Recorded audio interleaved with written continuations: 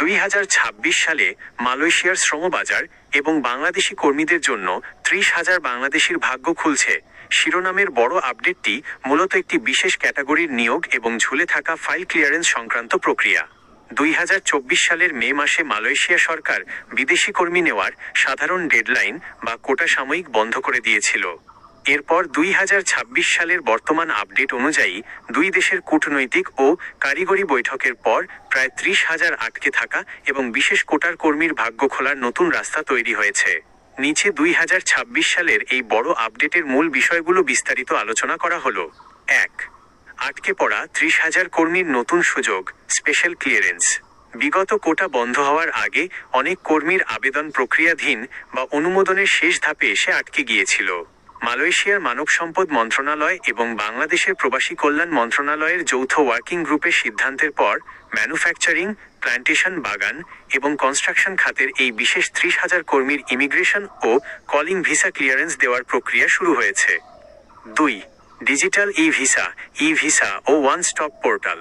2026 সালে মালয়েশিয়া সরকার বিদেশি কর্মী নিয়োগ এবং যাচাইকরণ প্রক্রিয়া সম্পূর্ণ ডিজিটাল বা অনলাইন ভিত্তিক করেছে। স্বচ্ছতা। এখন ভুয়া ডিমান্ড লেটার বা ভুয়া কোম্পানির নামে প্রতারণা রোধে ই ভিসা পোর্টাল কঠোর করা হয়েছে। যাচাই, কোনো দালালের মাধ্যমে না গিয়ে কর্মীরা সরাসরি মালয়েশিয়ান ইমিগ্রেশনের অফিসিয়াল লিঙ্কের মাধ্যমে তাদের ভিসা বা মেডিকেল স্ট্যাটাস ট্র্যাক করতে পারছেন। 3. 2026 সালে মালয়েশিয়ায় কাজের ধরন ও বেতন কত। মালয়েশিয়ায় বর্তমান সরকারি নিয়ম অনুযায়ী সর্বনিম্ন বেসিক বা মূল বেতন নির্ধারিত রয়েছে, তবে কাজের ধরন ও ওভারটাইমের ওটি ওপর ভিত্তি করে মোট আয় বাড়ে। কাজের ক্ষেত্র, সেক্টর, মাসিক বেসিক বেতন MYR, ওভারটাইম সহ আনুমানিক মোট আয় টাকায়। প্ল্যান্টেশন কৃষি, প্ল্যান্টেশন 1,500 রিঙ্গিত, প্রায় 42,048 টাকা। ম্যানুফ্যাকচারিং ফ্যাক্টরি 1,500 রিঙ্গিত, প্রায় 50,060 টাকা। ওভারটাইম বেশি।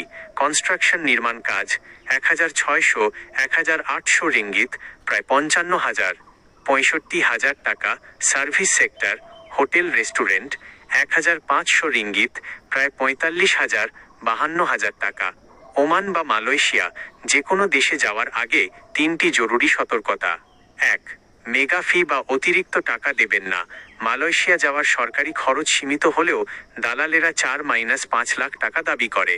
এত টাকা দিয়ে মালয়েশিয়া গেলে সেই পুঁজি তুলতেই 3-4 বছর কেটে যাবে, তাই খরচের হিসাবটা আগে করুন। 2. কোম্পানির বৈধতা চেক করুন। মালয়েশিয়ায় অনেক সময় সাপ্লাই কোম্পানির অধীনে লোক নেওয়া হয়, যেখানে নিয়মিত কাজ বা বেতন পাওয়া যায় না। নিশ্চিত হন আপনি মূল ডাইরেক্ট কোম্পানি অধীনে যাচ্ছেন কিনা। 3. ফ্রি ভিসার ফাঁদ। মালয়েশিয়া বা ওমান কোনো দেশেই আইনত ফ্রি ভিসা বলতে কিছু নেই। প্রত্যেক কর্মীকে একটি নির্দিষ্ট নিবন্ধিত কোম্পানির অধীনেই কাজ করতে হয়।